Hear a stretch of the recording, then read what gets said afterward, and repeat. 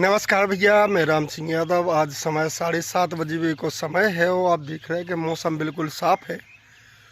और अब किसानन का बोनी को तो कोई चांस है नहीं, क्योंकि खेत तालाब बने हैं। जिस भी खेत में आप जाओ तो घुटनों से पानी भरू है।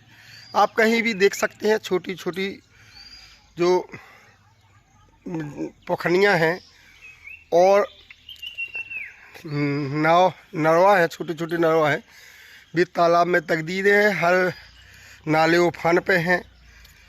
तो भैया अब बात हो जाए कुछ किसानन की मुद्दन की। तो जैसे कि अब आप देख रहे हैं कि आज 19 तारीख है, 19 जुलाई है और वैसे तो 15 जुलाई तक अगर बोनी हो जाए तो अति उत्तम है। लेकिन अब भी 8 दिन लग जाने कम से कम खेतन में बताया अभी को।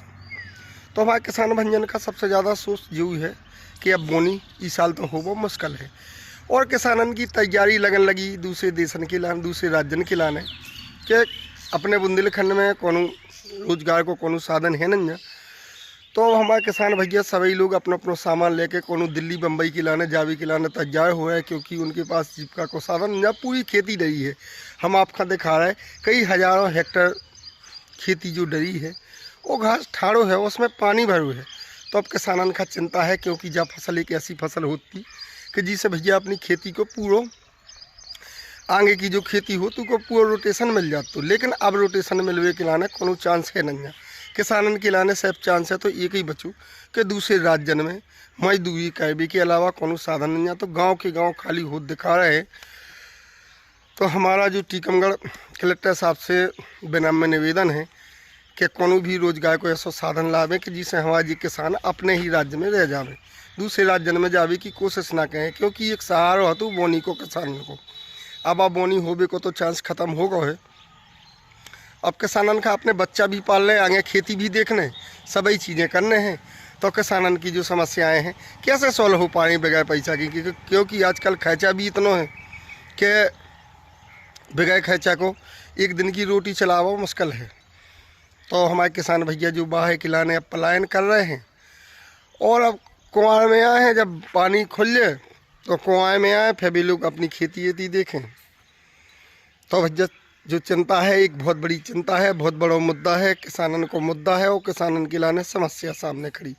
क्योंकि जितने हम खड़े हैं आप देख रहे हैं पूरे हम पहले कह चुके हैं कि जो छोटी छोटी पोखरियाँ हैं वो तालाब में तकदीर है। कोनो भी उसमें जाओ घुटनन से पानी से कम नहीं है।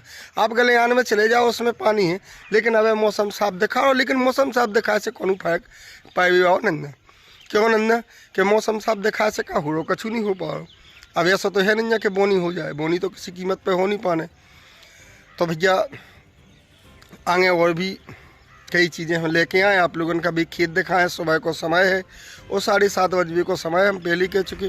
मौसम बिल्कुल साफ़ है, बढ़िया अच्छी अच्छी हवा चल रही है। लेकिन मौसम साफ से का है कोई फ़ायदा नहीं है। अब समय रहो नहीं, 8 दिन अब खेती का बताया अभी में लग जाना है। 8 दिन बाद बोनी हो जाए, सूखा हो जाए, कछु ना हो जाए। किसानन ने अपनों बीज भेज डालो।